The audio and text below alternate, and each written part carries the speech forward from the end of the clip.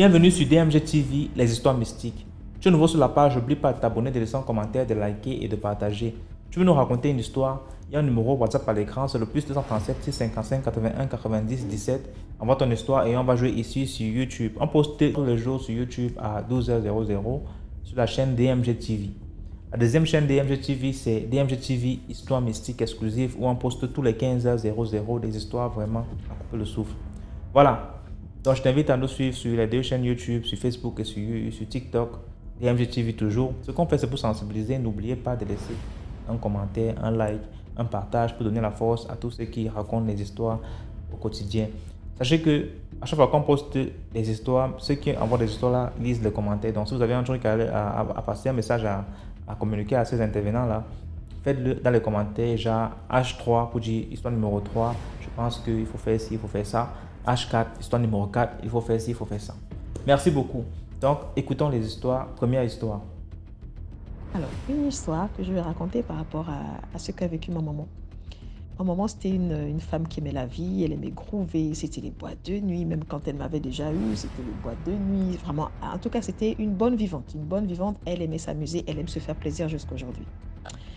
Et à l'époque, vous savez, ce qu'on appelle faire le mur. Donc, son papa ne voulait pas qu'elle sorte. Son papa lui a dit, je veux pas que tu sortes, mamie, parce qu'on l'appelait... Voilà. Bon, je vais donner le nom, mais c'est pas grave. Je veux pas que tu sortes aujourd'hui et tout. Oh oui, ok, papa, il n'y a pas de souci et tout. Même sa maman, donc ma grand-mère, elle lui dit, ah, tu as compris ce que ton père a dit, parce que tu sais, ton père, il parle pas beaucoup, mais s'il dit des choses comme ça, il faut écouter. Oui, il n'y a pas de souci.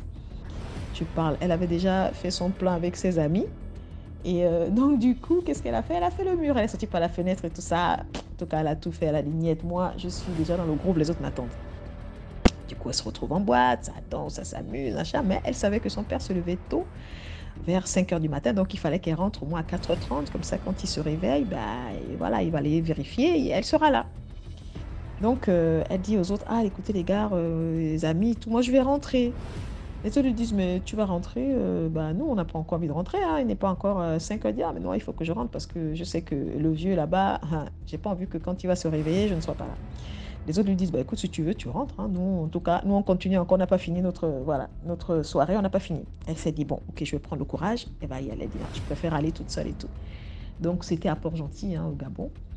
Et c'est comme ça comment, en fait, elle commence à marcher. Elle prend son courage à deux mains. Elle s'est dit, bon, allez, advienne que pourra. En tout cas, il vaut mieux que je sois à la maison avant que papa ne se réveille et tout, parce que sinon, je suis mal barrée. Donc, elle marche, elle marche, elle marche. Elle commence à marcher. Elle regarde derrière, elle regarde à gauche, elle regarde à droite. Elle marche un peu avec empressement. Et puis là, au loin, elle entend les bruits de tonneaux. En fait, ça faisait boum, boum. Et à l'époque, à Port-Gentil, dans les années 70, voilà, il y avait les jeunes enfants de l'Afrique de l'Ouest qui allaient puiser de l'eau très tôt. Mais c'était vers 5 h du matin. Et puis elle s'étonne, elle se dit, mais c'est bizarre. Il est que 4h30 et déjà, les popos là, ils commencent déjà à envoyer les enfants puiser de l'eau. C'est un peu trop tôt. Bon, elle se dit, c'est pas grave. Je continue à marcher. Au moins, il y a du monde qui arrive en face de moi. Mais plus elle avançait, plus le bruit devenait un peu plus assourdissant. Elle s'est dit, non, il vaudrait, parce que là, c'est pas les jeunes qui vont puiser de l'eau, c'est pas possible.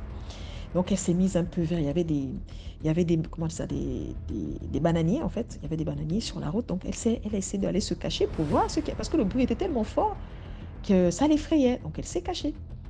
Quand elle se cache comme ça, elle voit un cercueil avec 4 bougies qui marche tout seul dans la rue. Il n'y avait personne qui tenait le cercueil. Le cercueil est en train de marcher tout seul dans la rue avec 4 bougies autour. Ma mère me dit, elle ne sait pas comment elle a fait pour se retrouver devant sa maison. Elle était tellement effrayée qu'elle a pris la peau d'escampette. Mais en fait, elle dit, elle ne sait pas comment elle a fait. La distance qu'il y avait encore entre l'endroit où elle était et la maison, elle ne sait pas, mais elle a pris vraiment un élan de course. Elle s'est retrouvée, au lieu de passer par la fenêtre là où elle est arrivée, elle était obligée de cogner. Elle a cogné, elle a cogné, elle a cogné. Donc c'est sa maman qui est venue ouvrir tout. Qu'est-ce qui se passe et tout? Maman, pardon, pardon. Elle est partie, elle est rentrée dans sa chambre, elle est complètement allée sous son lit. Elle était effrayée, elle tremblait, elle tremblait. Donc son père est sorti, qu'est-ce qui se passe et tout? Elle était apeurée, elle était apeurée, elle était soucie. Mais sors, viens nous raconter qu'est-ce qui se passe. Voilà, je t'ai dit de ne pas sortir, tu n'as pas compris. C'est ça les conséquences. Voilà, tu as reçu ce que tu as voulu. Je t'ai bien dit, ne sors pas aujourd'hui, mais tu as voulu sortir. Elle était tellement apeurée, elle tremblait. Elle tremblait, maman, maman, maman. Elle tremblait, elle tremblait. C'est après, elle a repris les esprits. Et c'est comme ça comment elle a raconté à sa maman et à son papa ce qui s'est passé. Et voilà, son père lui a dit, ben oui, voilà, t'as pas voulu m'écouter, tu as voulu faire qu'à ta tête, et ben voilà les conséquences. Donc c'était un peu ça l'histoire de ma maman. Et je crois qu'à partir de cette histoire-là, elle a commencé un peu à ralentir ses sorties nocturnes en fait, parce que c'était vraiment l'élément de trop qui avait fait en sorte qu'elle puisse prendre conscience que ben oui, c'est dangereux de fois d'être toute seule dans la nuit, quoi. Voilà. Donc c'était un peu la petite histoire de ma maman. Allez, n'hésitez pas de liker, de partager. Bonne soirée à toute la famille DMG. Merci beaucoup pour l'histoire. Maintenant, on passe à la deuxième histoire. Bonjour DMG, bonjour. C'est la première fois que je monte comme ça, que j'envoie une histoire. Et l'histoire me concerne personnellement. Avant toute chose, je demande aux gens de liker, de partager et d'éviter d'autres amis, quoi. Voilà. Donc l'histoire me concerne. Je suis venue en France il y a 3 ans parce que j'ai un enfant qui est en situation de handicap et du coup j'ai dû tout abandonner dans mon pays pour venir en France et tout parce que là l'enfant est pris en charge et tout, donc ça va. Mais quand je suis arrivée en France, j'ai commencé à faire des démarches et tout ça. Et les gens me disaient, dans ta situation, ça va aller vite et tout. Vu que ton enfant est en situation de handicap et tout, généralement, ils sont prioritaires et tout et tout. Donc moi, il n'y avait pas de problème. J'étais venue, mon enfant commençait à recevoir les soins et tout, donc moi ça va. Mais je fais les démarches qui sont censées durer 1 mois comme ça. Pour moi là, ça fait près de 6 mois. Je vais à la préfecture, je fais des demandes, on m'envoie des documents que je dois retourner après à l'OFI. Quand l'OFI reçoit le certificat médical de ma fille, l'OFI me dit, mais on a le certificat médical du médecin, mais c'est comme si vous n'êtes jamais passé à la préfecture. Vous n'êtes pas dans la base de données. Je lui dis, mais comment ça se fait? Parce que c'est la préfecture qui m'a donné le document que j'ai envoyé au médecin et que le médecin vous en dit, on ne comprend pas. On ne vous retrouve pas dans la base. Donc, demandez à la préfecture d'envoyer, de refaire le document, sinon de nous envoyer le document. Et donc, du coup, je vais à la préfecture, j'essaie de parler. Il y a une dame là qui veut rien entendre. Il faut comprendre un rendez-vous pour aller expliquer et tout.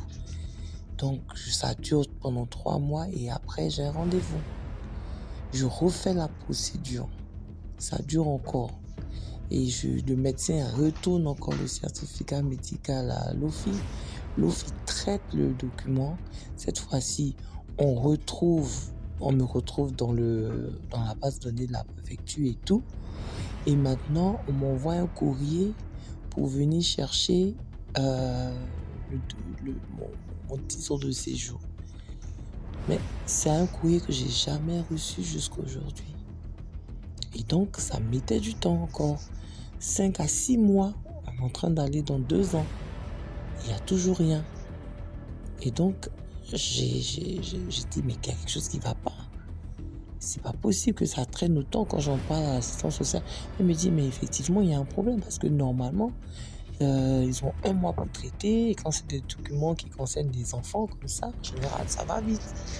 Et je comprends pas pourquoi, pour vous, ça va autant de temps. Je dis, mais j'en sais rien. Et donc, c'est là, c'est en suspens comme ça. J'attends de recevoir une compte parce que je peux pas aller comme ça. Et du coup, je dors un soir comme ça. Et je fais un rêve. Et dans le rêve, je vois que je suis dans la rue. Et puis, je passe à côté d'abord, je suis dans la rue. Il a plu. Il a plu et moi, je suis sortie après la pluie. Du coup, vous savez, dans les caniveaux, il y a de l'eau qui coule et tout. Et moi, je m'approche comme ça en marchant dans un caniveau et je vois tout un tas d'enveloppes. Des enveloppes, comme un courrier ou des enveloppes. Et je me baisse, je ramasse et je regarde. Ben, c'est les enveloppes que j'attendais. C'était dans un caniveau. Donc, je récupère, je dis, mais il y a quelque chose qui ne va pas. Mais ces enveloppes, je les attends depuis. Cette convocation, je l'attends depuis. Pourquoi c'est dans le caniveau? Bon, c'est un rêve, donc j'ai récupéré les documents. C'est à partir du moment où j'ai récupéré les documents dans le rêve, dans le caniveau, que ma situation a avancé un peu. Que j'ai pu prendre un rendez-vous. Je suis partie à la préfecture et la dame me dit, mais depuis l'année dernière, ben on vous attend parce qu'on vous a envoyé des courriers pour que vous veniez justement et vous n'êtes pas venu à des rendez-vous. Je leur ai dit, mais je n'ai jamais reçu ces courriers. Ils me disent, non, votre document il est prêt depuis. C'est pour vous dire que quand vous avez même l'impression que tout va bien dans votre vie, là, il y a toujours quelqu'un quelque part, tapis dans l'ombre, qui agit contre vous. Moi, je suis venue juste les soins de ma fille. Malgré ça, il y a quelqu'un dans l'ombre qui ose, qui m'attaque en fait, qui bloque mes documents, qui veut pas que... Et donc, c'est un peu ça mon histoire. On ne sait jamais. C'est-à-dire, ne vous croyez pas en sécurité. Que vous soyez près ou loin, que vous ne sentez pas que on vous attaque ou quoi. Mais vous êtes tout le temps attaqué en fait. Donc, il faut vraiment être sur la défense. Il faut vraiment être en prière. Et il faut dire que quand je suis arrivé ici, je me suis fait baptiser, je commençais à fréquenter une communauté, je prie, j'ai vraiment changé tout. C'est certainement ce qui m'a permis de voir dans le rêve que mes documents avaient été mis dans un caniveau et qu'il fallait que je récupère déjà ça pour pouvoir avancer. Sinon, nulle part j'allais pouvoir avancer dans mes démarches. Et par la grâce de Dieu, ça va beaucoup mieux. Et ça avance bien. Et je continue de prier parce que le Seigneur fait des merveilles pour moi ici et vraiment je bénis son nom. Merci beaucoup et à la prochaine fois. Merci beaucoup pour l'histoire. Là maintenant on passe à la troisième histoire. Bonjour le Big DMG, j'espère que tu vas bien. Bonjour à la communauté aussi que je salue. Ça fait maintenant de nombreuses années que j'écoute les histoires des MG, je suis branché et tout. Et j'ai souvent pensé à raconter mon histoire et tout ça, mais j'ai pas forcément eu le temps à chaque fois quoi. Ou alors le courage. Mais bon, j'ai décidé de me lancer qu'à cela ne tienne. Là je voulais très clairement parler de mon histoire. Je voulais raconter mon histoire, c'est mon histoire à moi-même, c'est ce que j'ai vécu. En gros, j'ai été victime de sorcellerie que j'ai su par la suite parce que au début, lorsque cette histoire-là a commencé, moi, en gros, je me disais que c'était le foot et que, voilà, parce que j'étais quelqu'un de très sportif à la base. Donc, je me suis dit que c'était le foot. Mais après, il y a eu tellement de choses, voilà quoi, c'était plus naturel. Mais je l'ai su par la suite. Du coup, l'histoire, c'est quoi? C'est que, en septembre 2020, j'ai commencé à ressentir des douleurs au niveau de mon sacrum, donc vers le bassin. Ça me faisait très mal et ça me faisait surtout mal pendant la nuit en fait. Donc pendant la nuit, j'avais très mal, j'avais bad mal. Et ouais, ça a commencé en septembre 2020 comme je disais, ça faisait très mal. Chaque nuit, ça faisait mal. Et bon, après, comme par hasard, j'avais déjà la douleur, mais tu connais, quand tu es footballeur, la plupart du temps, on néglige un peu nous, quand on a mal, on se dit, bon, ça va passer, on joue beaucoup et tout. Parce que pendant la période du confinement, le tout premier confinement, on n'avait pas d'activité, donc on jouait au foot, on n'allait pas à l'école pendant de longs mois. Donc je continuais à jouer, et comme par hasard, j'ai reçu un coup à cet endroit-là, l'endroit où j'avais mal, là. J'avais déjà mal au départ avant de recevoir le coup, mais quand j'ai reçu le coup, ça n'a fait qu'accentuer le bas et la douleur quoi. Donc voilà, j'ai reçu le cou et tout, et ça a commencé d'aller de mal en pire, de mal en pire, de mal. Ça me faisait très mal, j'ai perdu énormément de poids. 30 voire 40 kilos. Alors j'abuse un peu. 30, 25 kilos. Ça a commencé. Après j'ai commencé au bout d'un moment à ne plus pouvoir marcher. J'avais entre-temps réussi à prendre un rendez-vous à Janembouri, ouais. C'est un hôpital, c'est un hôpital à Libreville au Gabon. C'est le pays dont je suis originaire. Et voilà, j'avais pris rendez-vous. Quand je suis allé, j'ai fait ce que j'avais à faire, la radio que j'avais à faire. Après, au bout d'un moment, il fallait récupérer les résultats. Dans ces soi-disant résultats, on n'a rien vu. Donc j'ai dû aller ailleurs encore parce que ça faisait toujours autant mal. Toujours autant mal. J'ai dû aller dans un autre, je me suis dirigé dans un autre hôpital de la place. J'ai été hospitalisé pendant des mois quand même. Pendant ce temps-là, ça faisait 2 mois que j'avais ça en fait et ça faisait qu'augmenter. J'arrivais pas à marcher, j'arrivais pas à marcher, j'arrivais pas à marcher. Au bout d'un moment, j'étais cloîtré dans la maison parce que c'était de mal en pire. Je n'arrivais même plus à poser ma jambe droite sur le sol parce que ça a pris à partir du... Comment je veux dire ça? Ça a pris à partir de mon bassin et ça prenait toute la jambe. Ça a commencé au niveau du bassin, après c'est venu à la jambe maintenant. Comme par magie quoi. Donc je ne bougeais pas, j'étais maintenant à la maison, j'allais d'hôpitaux en hôpitaux, hôpitaux en hôpitaux, hôpitaux en hôpitaux, hôpitaux en hôpitaux. Jusqu'à ce qu'après, au bout d'un moment, on me dise que c'était une tumeur cancéreuse que j'avais. J'étais choqué ce jour-là, j'ai dit quoi? Qu'est-ce qu'on me parle là, cette tumeur cancéreuse?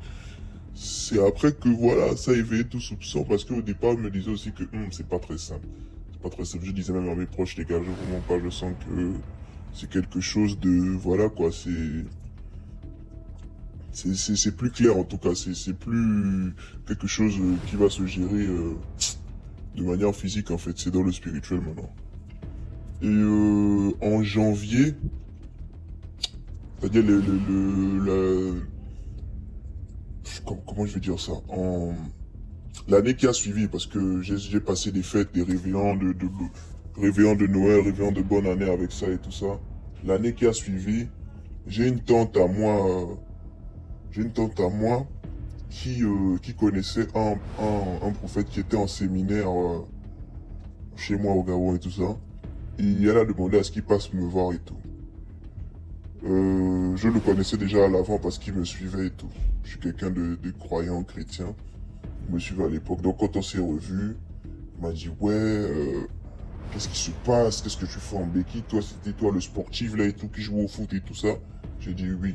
Il est rentré dans la maison, dès qu'il est rentré dans la maison, il est rentré dans la maison, il m'a demandé de lui expliquer, je lui ai expliqué tout ce qui s'était passé et tout ça, dans les détails comme je vous ai dit là. Et il m'a dit bon, déjà il faut que tu ouvres ton cœur par rapport à ce que tu vas entendre et par rapport à parce que je vous ai dit que j'avais reçu un coup comme par hasard à cet endroit-là, non? Donc moi j'ai commencé à envier celui qui m'a mis le coup, pour ça qu'il avait fait en fétiche, vous voyez par là, qui m'avait marabouté, je sais pas moi. Et voilà, il m'a dit non, ça sert à rien d'en vouloir à ton ami et tout.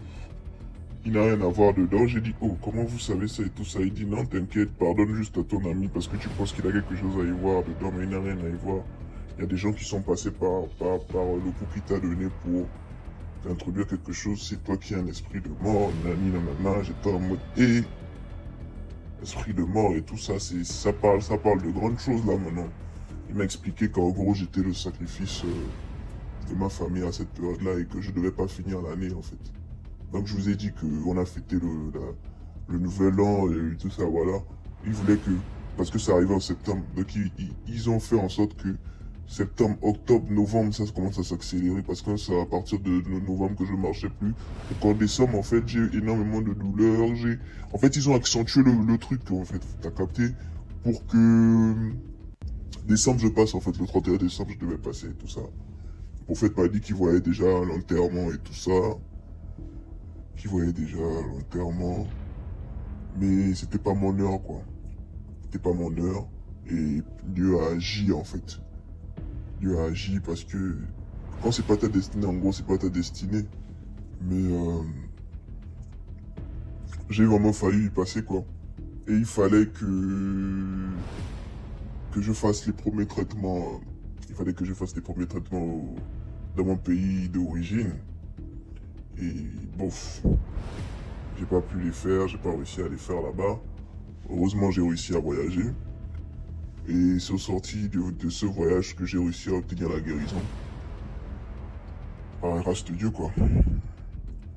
Donc, ce que le prophète m'avait dit, c'est que c'est un sacrifice de la famille et qu'il y avait également des gens dans ma famille, c'est-à-dire il y avait de la sorcellerie et il y avait les loges, la formation, tout ça, je ne maîtrise pas les termes, mais ça va à voir avec la loge en fait, voilà, des loges en gros, voilà c'est ça. Et jusqu'à présent ça reste un mystère pour moi. Ici en France on a réussi à contrôler la maladie. C'est-à-dire le pays dans lequel je suis, on a réussi à contrôler la maladie. Et là, je vais devoir vivre avec plusieurs séquelles maintenant parce que ça a endommagé des parties assez importantes de mon corps. Mais je remercie Dieu parce que bon, j'ai toujours envie.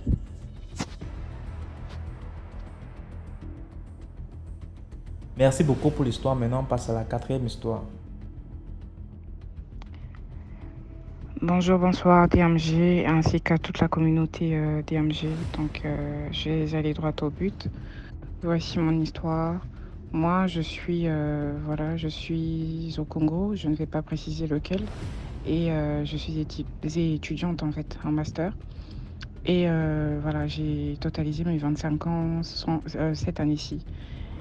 Donc, en fait, pourtant, de base, je suis une personne, je n'aime pas être en communauté, histoire d'amis, etc. et tout.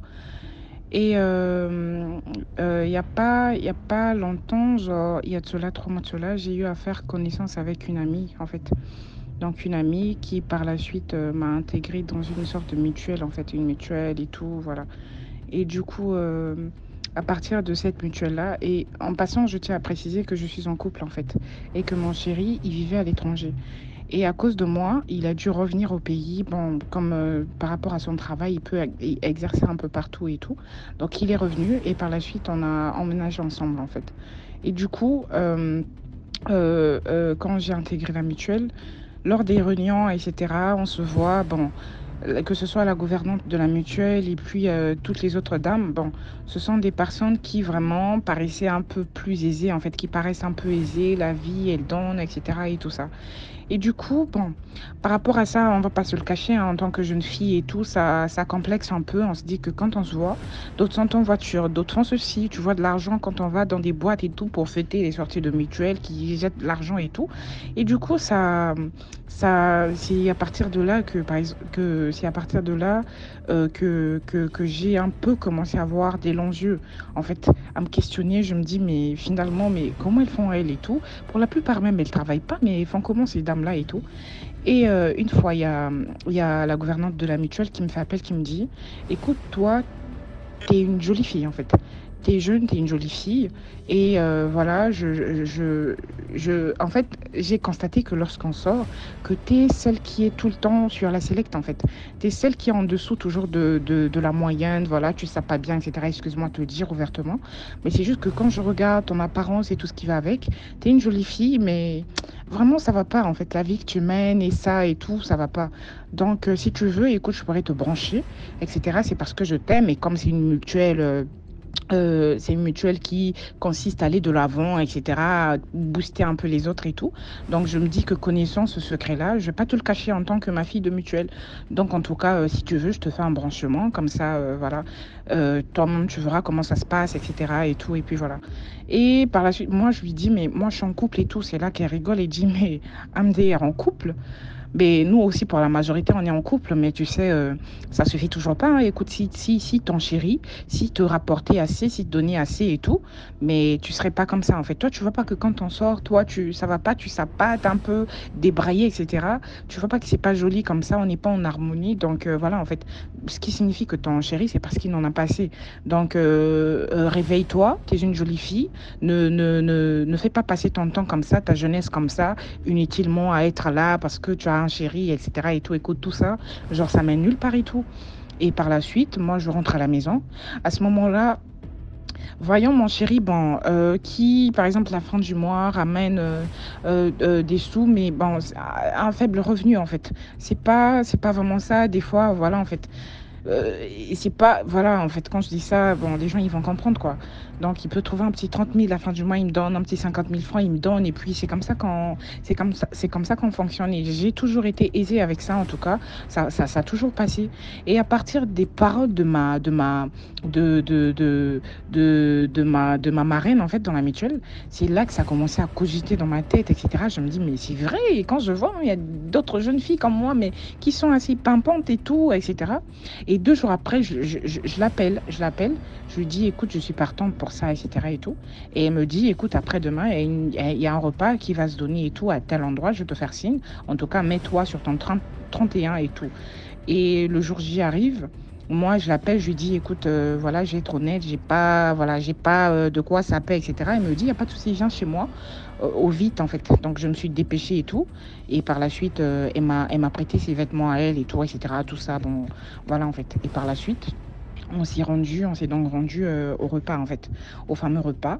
Et tenez-vous bien, en fait, j'ai fait la rencontre de plusieurs grandes personnalités, en fait, voilà, des gens que je ne voyais, qu'on ne voit qu'à la télé, en fait, voilà. Et du coup, c'est elle qui essaie de m'expliquer, écoute, ça là-bas c'est un tel, ça là-bas c'est un tel, donc essaie de regarder ta proie et tout. Je me dis, ma proie, comment ça? Donc c'est comme ça que ça se passe, c'est un peu genre, je sais pas, une sorte de réseau. Je sais pas, il y a les histoires de proie, une sorte de réseau, donc on va me donner à quelqu'un et tout. Donc, après, du coup, je me suis rendue un peu timide parce que de nature, je suis une personne très timide, en fait. Et du coup, après, il y a un monsieur qui m'accoste, qui me dit, écoute, jeune fille, etc. et tout. Il y a monsieur un tel qui veut vous parler et tout, etc. Donc, ne vous agitez pas, ne vous retournez pas, soyez posés et tout, etc. et tout. Le monsieur me parle et tout. Et par la suite, je dis, écoutez, moi, je ne peux pas aller, en fait. Je ne peux pas aller. Je ne veux pas attirer l'attention. Donc, s'il y a possibilité d'être en contact et tout, après, il me dit, OK. Il va prendre la carte de visite et après, il vient me donner du monsieur. Arrivé à la maison, j'appelle le monsieur et tout.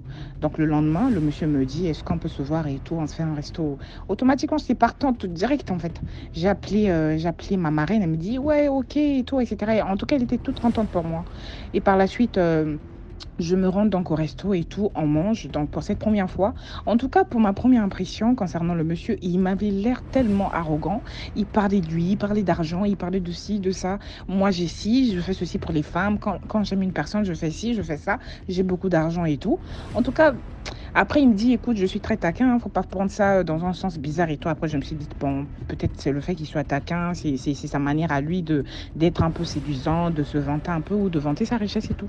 Donc moi, ça me posait un problème, mais pas trop, genre un petit 50-50 en fait. Et par la suite, quand on finit, il me dit, écoute, moi je vais rentrer, donc si tu veux, je te dépose et tout. Je dis, bah non, enfin, tactique de toutes les femmes, si on te dépose, c'est genre, t'auras plus rien, quoi, en fait. Et après, je dis, non, ça va, je vais prendre mon taxi et tout. C'est là qu'il sort. Il compte 200 000 francs, en fait. Il compte 20 billets. Et après, il me donne, en fait. Il me dit, tiens, tu prends un taxi, genre, tu te déplaces avec. Et arrivé à la maison, tu me fais signe, tu m'appelles. Je lui dis d'accord, ok, merci. Je rentre à la maison, j'arrive chez moi et tout. C'est là que j'ai commencé à cogiter. Je me dis, mais putain, en fait, mais cette histoire, elle était réelle finalement. Mais si le monsieur, juste pour une première fois, il n'y a eu ni contact, ni rien, zéro bisous, zéro contact et tout, mais en fait, mais il me donne 200 balles comme ça, mais en fait, c'est irréel et tout. J'étais tellement contente. Et par la suite, j'appelle ma marraine, je prends un petit 50 000 francs, je donne à ma marraine et tout. Et après, c'est elle qui m'incite, qui me dit continue comme ça, c'est bien et tout, etc. et tout. Et par la suite, ça a continué comme ça, hein, ce mouvement-là. Donc, on a eu à se voir au moins 3 fois avec le monsieur. Et c'était toujours le même rythme, en fait. Quand j'arrive et tout par la suite, il me donne toujours le même montant pour prendre mon taxi. Et après, ça commence à captiver mon esprit. Et lors de notre 4e rencontre, il me fait appel chez lui, il me dit, bon, il est temps que tu viennes connaître chez moi et tout. Écoute, moi, j'ai pas de femme. Bon, j'ai une femme, mais elle vient d'étranger, etc. et tout, nanani, nanana. Donc, tu peux passer chez moi à la maison et tout. Il me dit ça, je dis, d'accord, il n'y a pas de souci. Et d'accord, et du coup, j'arrive chez lui, je prends un taxi, j'arrive chez lui. Bon, on discute. Après, il me dit, qu'est-ce que tu aimerais faire dans la vie, etc. Moi, j'étais contente. J'ai dit, mais putain, en fait, mais franchement, qu'est-ce que je veux faire dans la vie, mais finalement, c'est la chance de ma vie ou quoi et tout. Et après, à l'instant, en même temps, j'étais en train d'écrire à ma marraine et tout. Ma marraine me répond directement, elle me dit, dis-lui que tu veux vendre des mèches, des tissages, des perruques et tout, que ça coûte cher, etc. Et je lui dis ça, il me dit, d'accord, il n'y a pas de souci. Bon, écoute, va évaluer. Tu me dis, au moins, ça pourrait faire combien. Après, voilà, je rentre à la maison le lendemain et tout. Je lui fais par message. Je l'écris par message. Ça fera tant. Il me dit, écoute, c'est mieux qu'on se voit. Comme ça, on en parle en face. Et quand j'arrive, je dis, ça fera au moins quelque chose de 1 200 000. Plus, je sais pas, pour un début, je pourrais commencer à aller, par exemple, en Angola et tout, etc. Après, il me dit, 1 200 000, je pense pas que ça va aller. Est-ce que 1 500 000, ça va t'aller? Et est-ce que ça va t'aller? Je dis, bah ouais, ça va aller et tout. Après, il me dit, mais tu sais, depuis qu'on se connaît, on s'est pas encore fait de bisous, etc. et tout. Est-ce que j'ai au moins droit aujourd'hui à un petit bisou ou soit même à sucer ton sein? En tout cas, il me disait ça souvent par la blague. Tout le temps, il me parle plus de sucer mon sein que le bisou dans la bouche, en fait. Après, je me dis, mais ça, c'est quel homme? On se voit, enfin, il n'y a pas vraiment eu d'affinité, mais il me parle que de sucer mon sein, etc. Même pas le bisou, genre, je t'embrassais, mais c'est tout le temps sucer mon sein. Après, bon. Et puis, du coup, je me rappelle de quelques séquences, parce que tout le temps, moi, je suis une accro à la chaîne DMG, en fait. Donc, souvent, il y a pas mal d'histoires que j'ai eu à écouter similaires, genre, le monsieur a sucé le sein, etc. Par la suite, il s'est passé des choses bizarres et tout. Et du coup, ça commence un peu à me bougeoter la tête et tout. Après, je me dis, bah... Et à l'instant, en fait, je lui dis, bah écoute, accorde-moi un peu de temps et tout. Je vais, ce qui est sûr, on va le faire et tout. Il me dit, il n'y a pas de souci. Après, il me dit, oh, écoute, aujourd'hui, tu rentres à la maison. Demain, je t'envoie mon chauffeur pour venir te déposer l'argent et tout. Il viendra te déposer 1 500 000 et tout. Il va te déposer ça. Comme ça, tu vas commencer avec ton commerce et tout, etc. Je dis vraiment, merci beaucoup. J'étais tellement aux anges, tellement sur mon nuage, en fait. Moi, j'ai déjà fait mes calculs. Quand j'aurai l'argent, je bloque son numéro et tout. Donc, c'est ce que je m'étais dit, en fait. Et par la suite, quand j'arrive à la maison, le lendemain, donc comme c'est un samedi, le lendemain, donc, le lendemain, ça tombe un dimanche et tout. Le lendemain, comme ça, bon, pourtant, je vais à l'église au hasard comme ça, mais ce jour-là, en tout cas, quand je m'étais réveillée, bon, j'étais animée par un esprit, je dirais, bienveillant, en fait. Je pense que c'était la volonté de Dieu. Je me suis réveillée, je suis partie à l'église. Arrivé au culte, aux environs de 10 h, il m'appelle parce que lui, il m'avait dit qu'il va me faire signe, genre à 10 h 30, en fait, que le chauffeur viendra me déposer l'argent et tout. Et du coup, arrivé au culte et tout, aux environs de 10 h, il m'appelle. Il m'appelle pour connaître ma position. Bon, moi, je ne pouvais pas laisser l'appel comme ça. J'ai décroché, je suis sortie de l'église, de la chapelle. Après, j'ai décroché. Et quand je décroche, il me dit, mais c'est quel bruit ça et tout, etc. Je dis, ah, excuse-moi, je suis à l'église et tout. Si je peux te rappeler, je finis. De toute façon, j'ai pratiquement fini. C'est la bénédiction de la fin et tout. Donc, mais si le chauffeur, il veut, il pourrait passer me déposer ça à l'église. Et quand je dis ça, bizarrement, quand il entend le mot église, en tout cas, il se fâche, il me dit, je sais pas, il me raconte, il me dit, t'es une fille très désordonnée. En tout cas, il a été très mal poli, très déplacé avec moi. Et après, il m'a raccroché au nez. Quand il m'a raccroché au nez, je dis, ah, mais franchement, les personnes riches là, mais est-ce que ça te donne le droit d'être mal poli avec moi? Il y a quoi de mal à se rendre dans une église et toi à prier? Après, j'ai dit, bon, c'est moi qui suis dans le besoin, dans tous les cas, j'ai appelé. Je rappelle jusqu'au mois 17 h. Il décroche pas, en fait. Et aux environs de 18 h, il me fait un message du genre, vraiment, tu es très désordonné, je n'aime pas des personnes comme ça, tu sais, si toi et moi, tu veux qu'on puisse s'entendre et tout, sois correct, et quand tu dis un truc, ne sois pas désordonné et tout. Je comprenais pas, en tout cas, le désordre dont il parlait, en tout cas, je comprenais pas. Mais il s'était vraiment fâché. Et par rapport à ça, il me dit, dans tous les cas, je peux te donner ça en face, viens chez moi à la maison, comme ça on en parle et tout. Directement, en fait, ça c'était genre à 17 h en fait. Et à 17 h là, on parlait, voilà, il me dit, tu viens demain chez moi à la maison et tout. Et le lendemain, je me réveille, je me rends chez lui, et on parle, par la suite, on parle. Et en parlant, il me dit, j'ai vraiment réfléchi, tu sais, ma chérie, j'ai vraiment réfléchi. Je me dis que 1 500 000, ça sera beaucoup trop petit, vu le voyage, le billet d'avion, etc. Est-ce que ce serait pas mieux que tu partes directement à Dubaï, où on vend ça en gros, ces histoires-là et tout? Je connais pas trop les histoires de filles, mais après, je connais que c'est là-bas que ça se vend, etc. Donc, est-ce que tu penses que Et puis, j'ai vraiment réfléchi parce que tu sais, c'est comme je t'avais dit, dès les premiers instants qu'on s'était vus, les premiers instants qu'on s'était vus, toi et moi, qu'on avait parlé, je t'avais dit que je suis une personne, quand j'aime une fille, vraiment, je mise à fond pour elle, vraiment, je débloque tout, je veux qu'elle soit prospère et tout. Donc, j'ai décidé comme ça que c'est mieux que tu ouvres un salon de coiffure. Je ne sais pas comment tu trouves ça. Je sais pas, une boutique de vente, un truc, voilà, les histoires de vente en ligne, non. C'est mieux que tu aies un petit local où tu vas faire ta vente et tout. Mais après, je dis, aïe, mais ça là, avec 1,5 million, je pense pas que ça va aller. Je vais commencer avec un petit fonds de 1,5 million. Par la suite, quand ça va donner, je vais trouver un local et tout. Il me dit, après, il rigole, il me dit, mais toi, tu me prends pour qui? Toi, apparemment, tu me connais pas et tout. Moi, je suis un tel et tout, etc. En tout cas, c'est un grand monsieur et tout de cette république, et de cette république, en tout cas. Genre dans le gouvernement, en fait, si on peut dire ça comme ça. Et après, il me dit, je sais pas, est-ce que tu penses que pour 9 millions, est-ce que tu penses que pour 9 millions, ça va t'aller? Avoir un local, payer tout ce qu'il faut, pas seulement des mèches, mais je pense que tu pourrais essayer de diversifier le contenu de ce que tu vas vendre et tout. Quand il me dit ça, ma tête, en tout cas, j'ai eu des violents maux de tête. J'ai dit, mais putain, mais qu'est-ce que j'ai écouté? J'ai dit, mais merde. En tout cas, voilà. Voilà, en tout cas, vous pouvez essayer d'imaginer en fait ma réaction à l'instant en fait. Donc du coup, à l'instant de sa phrase en fait. Quand il me dit ça, en tout cas, je n'arrivais plus. En tout cas, je n'arrivais plus. Et par la suite, il me dit quoi? Il me dit, quand il finit de parler, directement, quitter d'une conversation, si on peut appeler ça professionnelle, on parlait d'un truc, voilà, de professionnalisme, etc. et tout. Automatiquement, il quitte de là, il me dit, mais tu sais, en même temps, tu sais, depuis qu'on se connaît, tu m'as jamais fait ni de bisous, ni rien du tout, etc. Est-ce qu'aujourd'hui, au moins, j'ai droit, même si on va pas faire l'amour, mais est-ce que j'ai droit au moins à sucer ne fût-ce que ton sein? Il a encore répété la même chose, histoire de ton sein. Moi, je me dis, ah, après, en même temps, comme d'hab, il y a ce côté-là DMG qui a commencé à revenir, à reprendre surface, les histoires sur DMG, les histoires bizarres et tout. Et en même temps, le diable n'est jamais loin. Il y a un esprit qui a pris le dessus, qui m'a dit, mais toi, de quoi tu parles en fait, ma belle? De quoi tu me parles, toi, là? Ça te parle de 9 millions, là. Là, si tu dis même 10 millions, si tu proposes ça, il va accepter. Le monsieur, il est fan de toi. Moi, en tout cas, c'est ce que je me dis. Il est fan de toi, de toute façon, lui-même, sans que tu ne demandes cette somme-là. Il te propose 9 millions. Et toi, tu vas me parler, je sais pas, de DMG, etc. Arrête-moi avec cette image-là de DMG, en tout cas. C'est quoi, en fait? Même si il te parle que de sucer le sein. Et puis, même si c'est je sais pas, faire l'amour, ça fait quoi? Regarde un peu la somme et tout qu'il te propose, putain. Et après, à ce moment-là, je me dis, mais... Je me dis, en tout cas, il y a ces deux esprits-là qui se battaient. Et ce qui est sûr, je peux vous rassurer que le côté mauvais de Satan, il avait gagné en fait. Voilà, j'ai été en tout cas dominée. Mais à l'instant, pour moi, bizarrement, j'ai dit, bon là, je me sens pas en forme. Donc j'ai dû mentir. J'ai dit, comme je suis indisposée, je règle et tout, je suis indisposée. Moi, en général, quand je suis indisposée, genre, il y a mes seins qui, voilà, les tétons me font mal, etc. Donc si tu suces, en tout cas, j'aurai super mal. Et comme aujourd'hui, on peut dire que c'est le dernier jour, demain, je pense que ça ira. Demain, on fera tout ce que tu veux.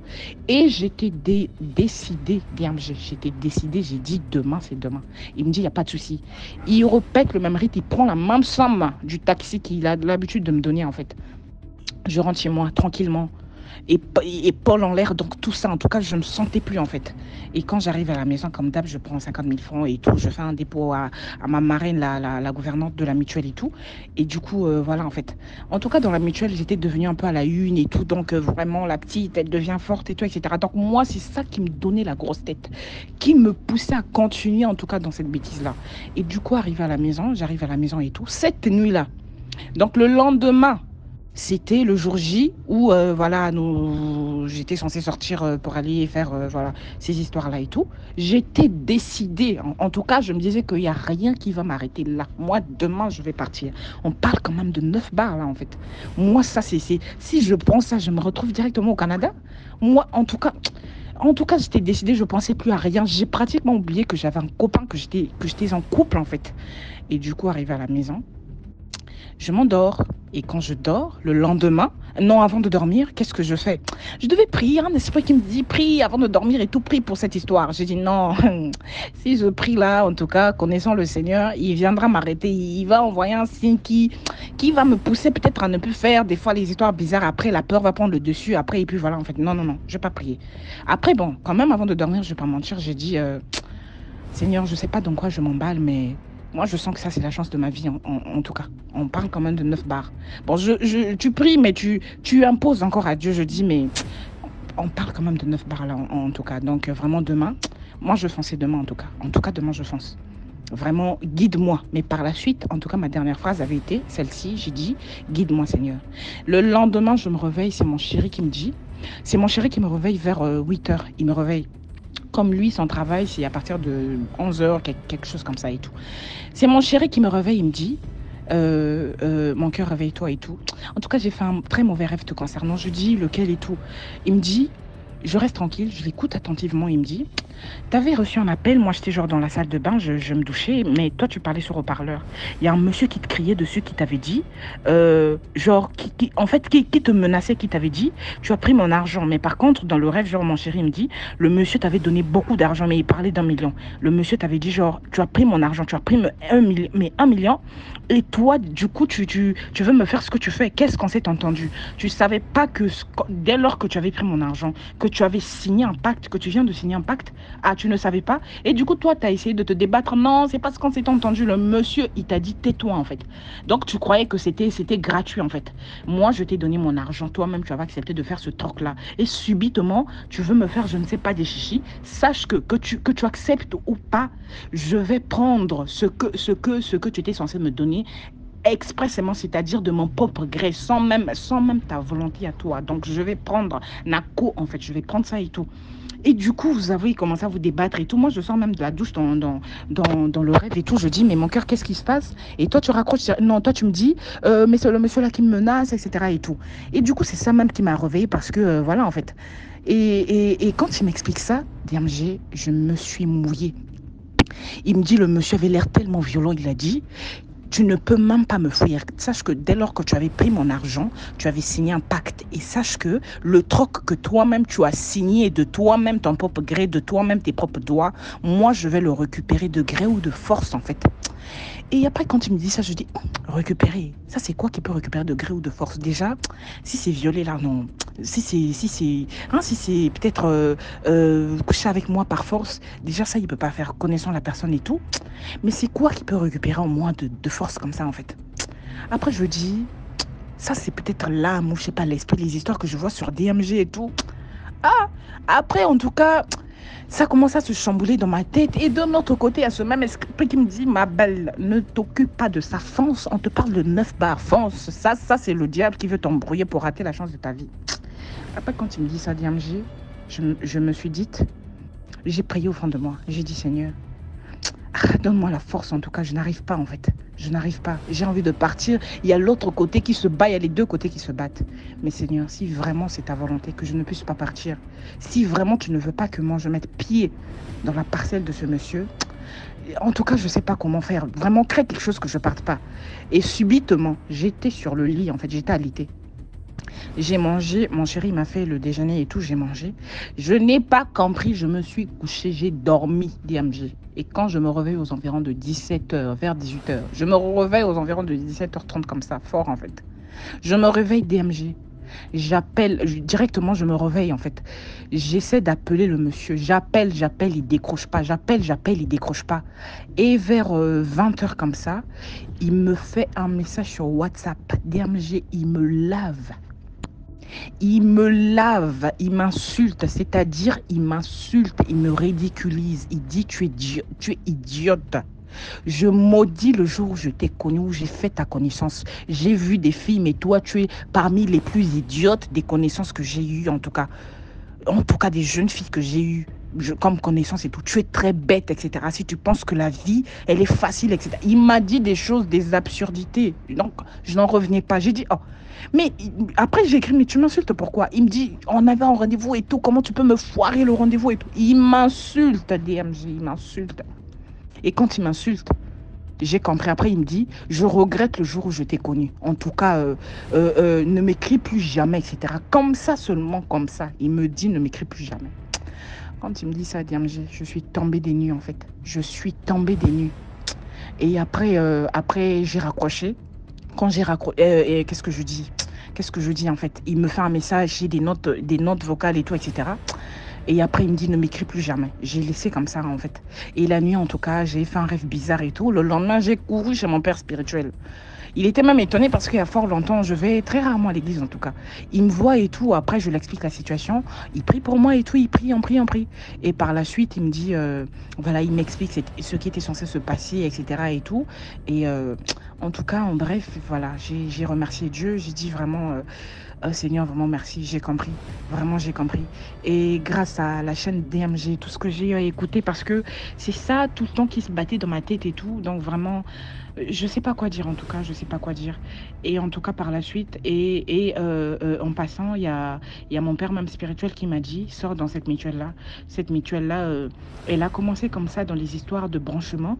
Et par la suite, ça sera quoi? Ça sera des sectes. Quand tu vois toutes ces dames-là qui sont dedans, dans cette mutuelle-là, ce sont des dames qui en fait, c'est pas seulement les branchements, en fait, c'est par là qu'elle a commencé. Mais derrière ça, il y a d'autres choses, en fait, voilà. Parce que ces grandes personnalités-là, c'est pas n'importe qui sera avec eux. Il faut avoir des grégués dans le corps, il faut être dans des sectes, il faut se protéger, faut. Donc, tu devais atteindre un niveau où toi aussi, tu allais être obligé de faire ces choses, etc. Où ta marraine, là, elle devait voilà, t'emmener dans d'autres chemins. Donc, il faut que tu sortes de là. Et quand j'ai présenté cette décision-là à ma marraine, j'ai dit, je veux sortir. Elle était très fâchée et ultra déçue de moi. Mais par la suite, voilà, c'était ma parole. En tout cas, j'ai dit, je sors. En tout cas, je sors. Et quand je suis sortie de là, j'ai quitté la mutuelle et j'ai bloqué la marraine. J'ai bloqué toutes les dames de cette mutuelle. J'ai bloqué de partout. WhatsApp, tout, partout. Les appels, j'ai bloqué de partout, en tout cas. Plus rien à faire avec eux et tout. Et voilà. Et aujourd'hui, quand je vois mon chéri, en tout cas, je regrette vraiment et je dis vraiment que le bon Dieu me pardonne et que, voilà, j'ai été vicieuse. J'étais vicieuse à cause des mauvaises fréquentations et vraiment, je tiens à dire à toute la communauté DMG, à tous ceux qui écoutent, vraiment, ça peut arriver à n'importe qui, fille comme garçon. De nos jours, les gens sont devenus tellement mauvais, tellement bizarres, vraiment, faisons ultra attention, ultra attention. Contentons-nous de ce que l'on a. Quand on a nos petits chéris, battons-nous avec eux, vraiment, encourageons-les, en fait. Et voilà, le demain, ça ira. Si aujourd'hui, ça va pas, voilà.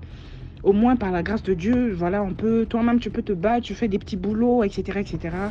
Et vraiment, voilà, en fait, en tout cas, c'est un peu ça. Et du coup, vraiment, soyons très, prudents parce que ce type de loups-là, ils sont devenus de partout. Ils sont partout, ils se sont renversés de partout. Et ils font du mal à n'importe... C'est-à-dire de partout. Peut-être moi, par la grâce de Dieu, j'ai été sauvée des griffes de ce monsieur, en fait. Mais qui sait, si par exemple, il était tombé sur une autre fille qui, je sais pas, en fait, sur une autre jeune fille comme moi. Voilà, qu'est-ce qui serait arrivé, par exemple? On ne sait pas. Donc, peut-être qu'elle devait s'emballer à 100%, parce que je tiens à préciser, moi, mon chéri, il prie beaucoup. C'est une personne vraiment qui prie beaucoup. Et par cette grâce-là, il a fait un rêve, et un rêve qui, moi, m'a sauvée, en fait. Mais d'autres personnes aujourd'hui n'ont pas eu cette chance-là d'échapper à ce type de manigance-là. Donc, vraiment, faisons très attention. Et c'est un peu ça, en fait. Voici un peu l'histoire que j'avais à raconter. Elle ne date même pas de 2 semaines. En tout cas, elle ne date même pas de 2 semaines. Ça s'est passé. Là, on n'a même pas encore atteint, en tout cas, les 2 semaines. Et du coup, donc c'est une histoire assez récente. Et donc, voilà, d'où j'étais allée chercher les numéros que DMG met sur ses comptes YouTube. Et j'ai pris, et du coup, voilà, c'est pourquoi j'étais venue raconter mon histoire. Donc, vraiment, là, à toute la population, vraiment, mondiale, si je peux dire ça comme ça, faisons ultra attention parce que le mal est partout, en tout cas. Et merci à tous, en tout cas. Merci pour l'histoire. Maintenant, on passe à la 5e histoire. Bonjour à tous, bonjour DMG, j'espère que vous allez tous bien. Du coup, là, aujourd'hui, je me lance pour raconter mon histoire.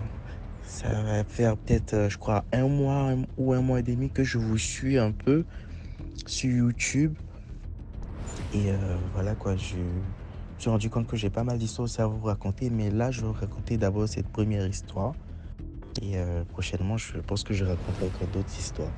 Bon, là, cette histoire, en fait, voilà, me concerne. Là, aujourd'hui, j'ai 26 ans, je suis en France. Et cette histoire s'est passée quand j'avais 3 ans, entre 3 et 4 ans, 3 ans et demi par là, en Côte d'Ivoire.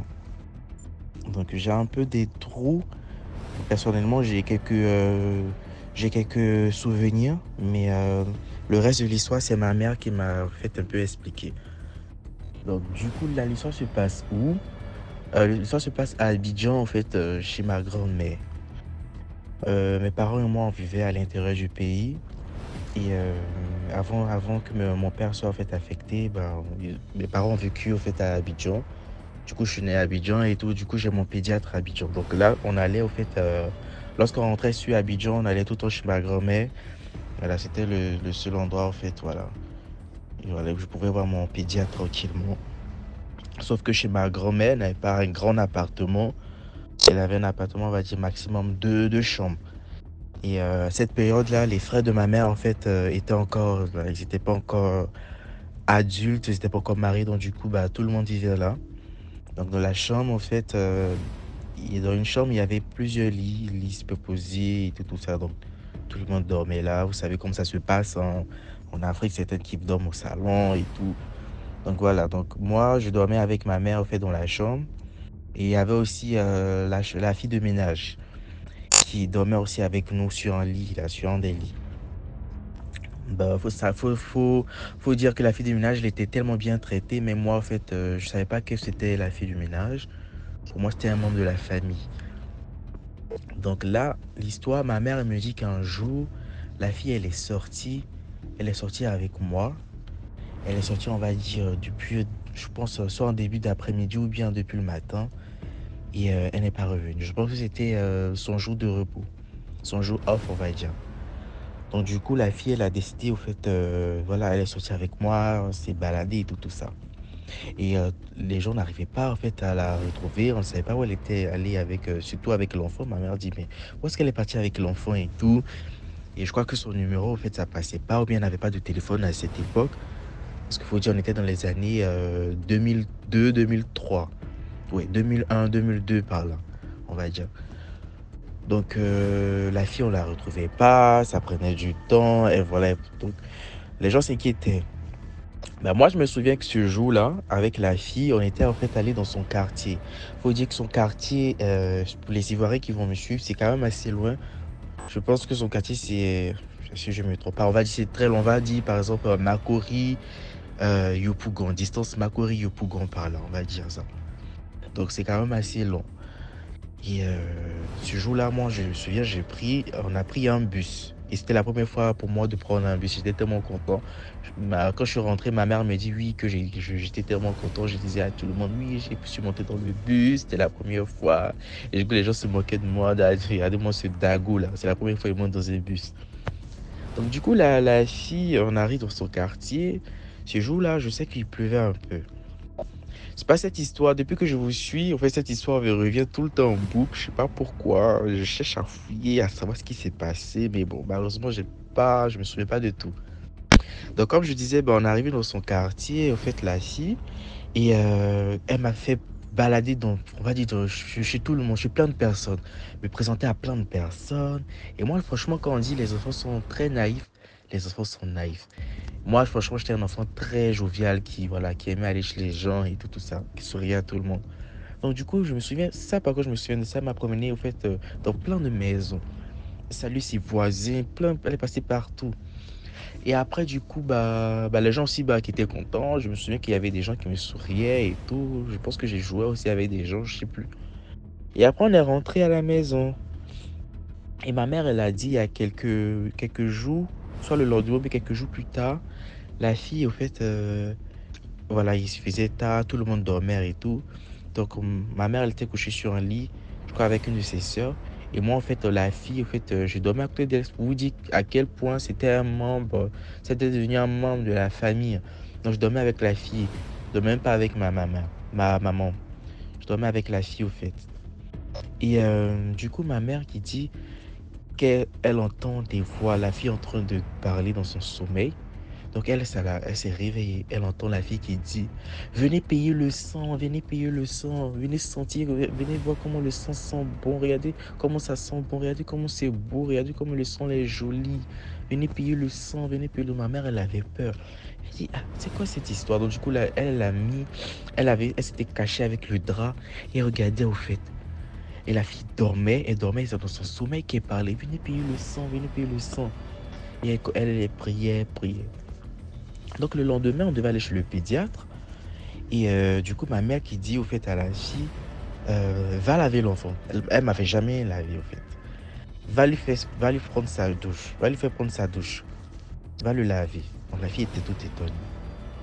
Donc elle finit de me laver. Elle vient me donner à ma mère. Ma mère dit, quand tu laves l'enfant, tu ne l'habilles pas. Voici ses habits, habille-le. Donc la fille, elle m'habille. Donc on va au fait chez le pédiatre. On revient. Je dis qu'on a pris, on va dire, peut-être 5 heures par là, comme ça, on va dire. Parce que le temps, les attentes et tout ça. Donc on revient. On ne voit pas la fille. On dit que la fille elle allait faire des courses et tout. Elle revient pas. Elle n'est plus revenue. La fille est partie, elle n'est plus revenue. Donc du coup, ma mère, elle explique ça à sa maman, en fait. C'est ce qui s'est passé dans la nuit. Et ses frères ils ont dit, non, toi, tu vois toujours les choses comme ça. Elle dit, c'est quoi, toi, tu vois tout le temps les choses comme ça et tout. Que eux, ils n'ont rien vu, ils n'ont rien entendu.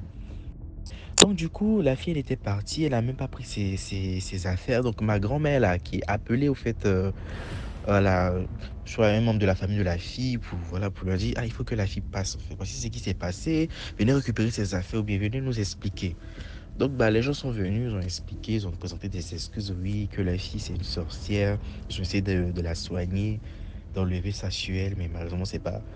Voilà quoi, ça n'a pas marché. Et du coup, et ils l'ont laissé aller travailler chez les gens.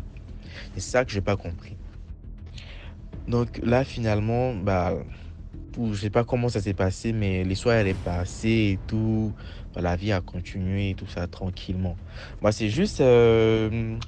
cette histoire a juste interpellé au fait les parents. Même si la nounou, elle est tellement gentille et tout, faut faire très attention. On ne sait pas. Peut-être que la fille elle m'a fait quelque chose, on ne sait pas. Et comme Dieu protège les enfants, donc qui sait. Donc du coup le raisonnement en fait qu'on s'était dit avec ma mère, c'est que quand elle m'a baladé dans son quartier, c'était pour présenter la marchandise, peut-être.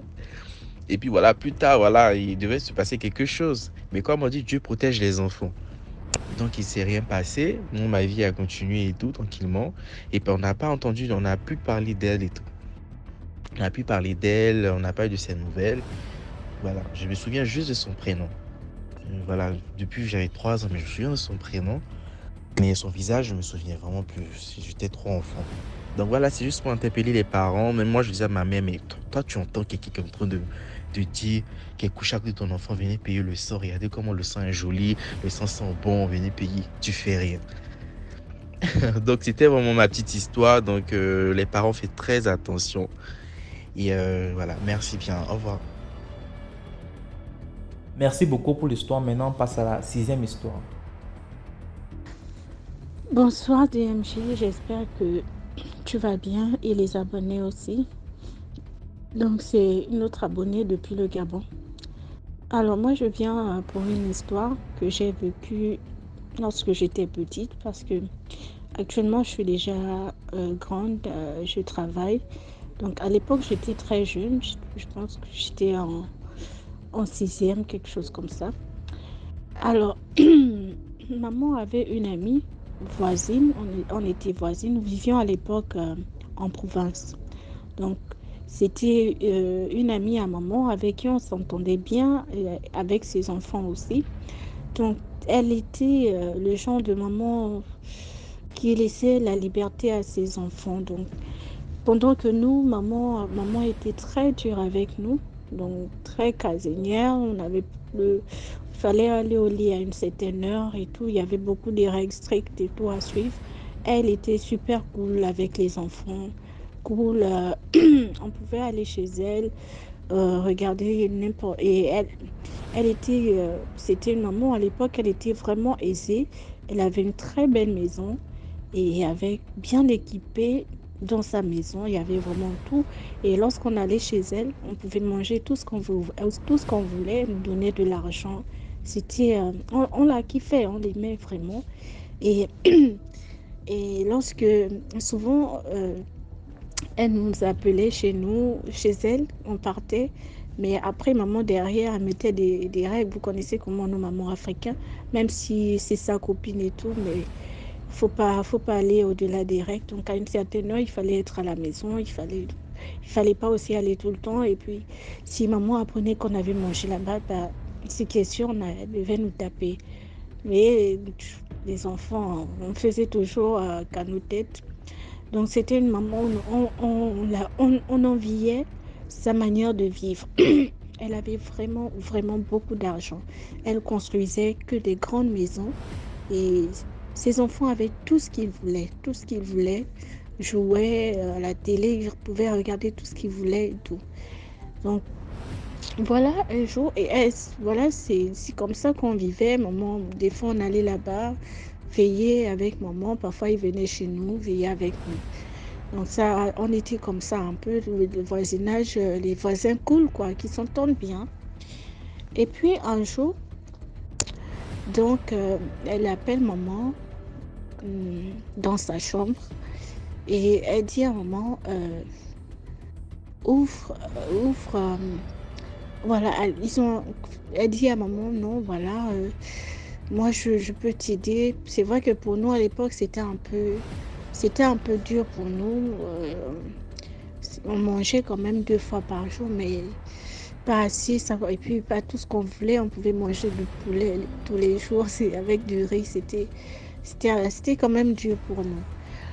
Mais donc un jour elle dit à maman que voilà, elle a une astuce pour pouvoir sortir maman de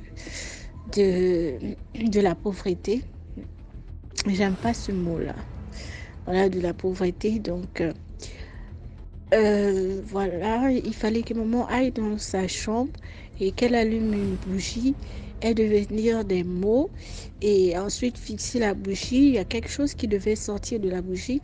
Et de là, elle demandait tout ce qu'elle voulait à cette chose-là. C'est vrai que maman, on avait pensé, elle a essayé, après elle a dit non. Elle n'a pas fait parce que tout simplement, elle ne s'intéresse pas à ce genre de choses. Et donc tous les jours, la dame, elle demandait à maman, est-ce que tu as fait ce que je te demandais?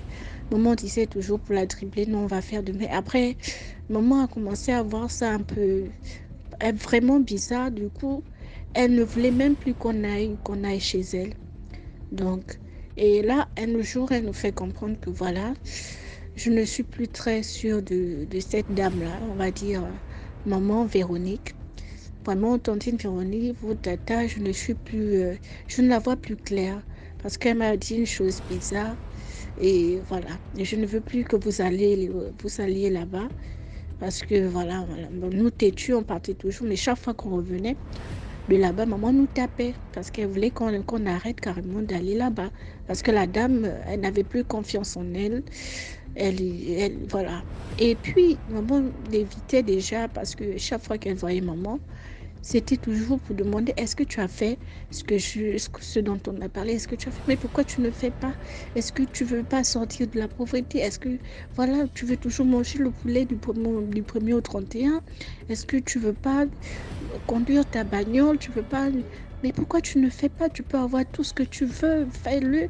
Donc tout le temps, elle mettait une pression comme ça et souquait maman jusqu'à ce que maman a dit catégoriquement non, elle ne fera pas ça, elle ne sait pas ce que c'est, elle n'a pas confiance, elle ne fait pas. Et donc la dame s'est fâchée. Elle s'est fâchée à un moment avec maman. Elle a commencé à chercher des noix à maman, commencé à lui parler bizarrement comme ça. Et on n'a pas compris son retournement de comportement soudain. Cette transformation de comportement, elle était devenue odieuse. Et puis, boum, un jour, on entend des cris et tout. On entend qu'elle est devenue folle. Comment ça? On n'avait pas compris quand on va regarder. Oui, elle commençait effectivement à se déshabiller, à faire du n'importe quoi, à dire des mots bizarres et tout. Elle était devenue DMJ folle. Elle avait complètement perdu la tête. Et elle avait des enfants. Elle avait même un bébé métis. on ne connaissait même pas vraiment qui était le père. Bon.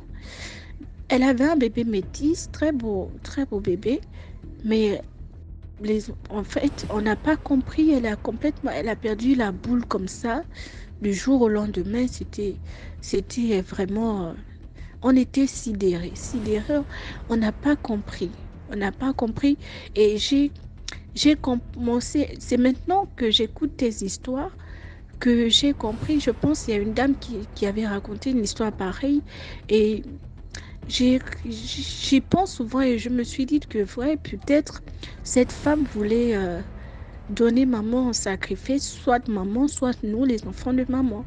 Et comme ça n'a pas marché, eh bien, ça s'est retourné contre elle-même. Elle est devenue complètement folle.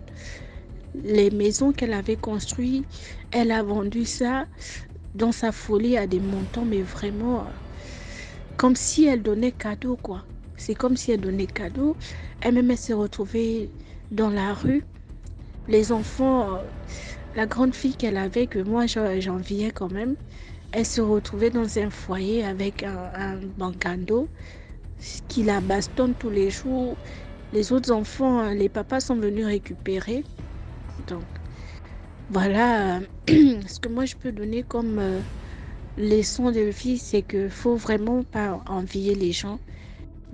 Vivez avec le peu que Dieu vous donne, et au moment où Dieu voudra vous ouvrir les portes, il vous ouvrira les portes. Le temps de Dieu finit toujours par arriver, quelle que soit la durée que ça peut prendre.